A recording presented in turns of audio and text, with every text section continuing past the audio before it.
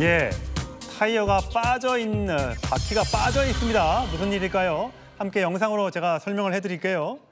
지난 10일 새벽에 인천 연수구의 한 아파트 주차장인데 저렇게 흰색 차량이 요란한 소리를 내면서 천천히 움직입니다. 저 무슨 소리일까요?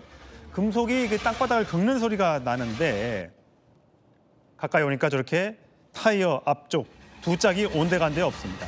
저게 타이어도 없이 빙글빙글 주차장을 돌았다는데 그게 무슨 일입니까? 이제 음주운전을 했던 것으로 지금 확인이 되고 있고요. 그런데 문제는 이제 운전을 하다가 어딘가에 충돌을 해가지고 지금 타이어가 다 펑크가 나가지고 결국은 지금 금속 그 휠만 남아가지고 예, 펑크 난 정도가 아니라 타이어 다 어디 가버렸어요. 네, 그래서 결국은 뭐 사실은 일반적인 정신 상태였으면 사실 소음이 나니까 알 수가 있을 텐데 문제는 만취했기 때문에 소음을 잘 못 들은 것 같습니다. 차 안에서. 그래서 결국 새벽 1시경에 아파트 안에서 아마 주차장을 찾고 있는 것으로 보이고요. 예. 그런데 이제 뭐 잘 찾지 못하다 보니까 소음을 내면서 10분 이상 저런 이제 상황이 전개됐다고 알려지고 있습니다. 예.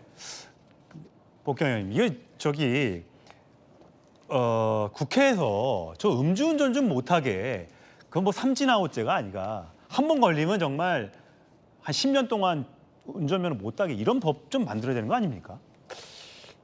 국민들의 요구가 있다라고 하면 그렇게 법을 강화시킬 수는 있다라고 봐요. 근데 예. 처벌만이 능사가 아니지 않습니까? 예를 들어서 운전으로 직업을 삼는 분들도 음주운전을 해요.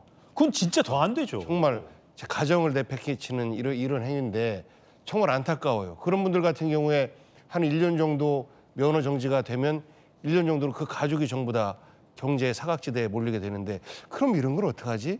이런 고민들이 동시에 있는 거예요. 그래서 법으로 매섭게 처벌하는 것보다 더 우선되는 것이 기본적으로 술을 한 잔 마셨으면 아예 차 근처는 안 간다. 그리고 우리 주변에서도 그런 사람이 있으면 적극적으로 말려주는 이런 문화가 좀 있어야 되는데 아직까지 우리가 음주운전에 대해서 좀 더 관대한 문화가 있는 것 아닌가라는 생각입니다. 이수영 선생님, 요즘에 보니까 해외에서는 훅 불어서 술 냄새 나면 차 아예 시동에 안 걸리는 차들도 나온다고 네, 하는데 뭐. 좀 그렇게 좀 했으면 어떨까요? 네, 기술이 개발이 돼서 AI를 탑재한 자동차 같은 경우에는 지금 호흡 속에 있는 알코올의 농도 이런 것들을 포착할 수 있거든요.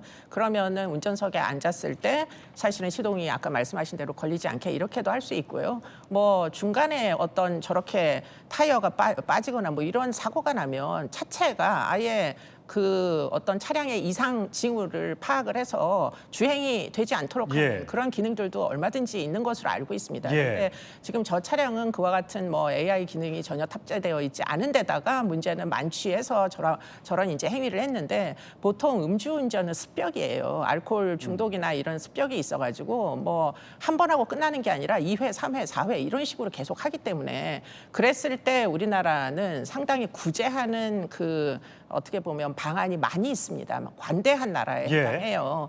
근데 이제 이 부분에 대해서 좀 더 국민적인 공론화를 해서 사실은 음주운전이 2회 이상이면 사실 운전을 하지 못하게 해야 되는 거거든요. 좀 더 엄격하게 집행할 필요가 있습니다. 네.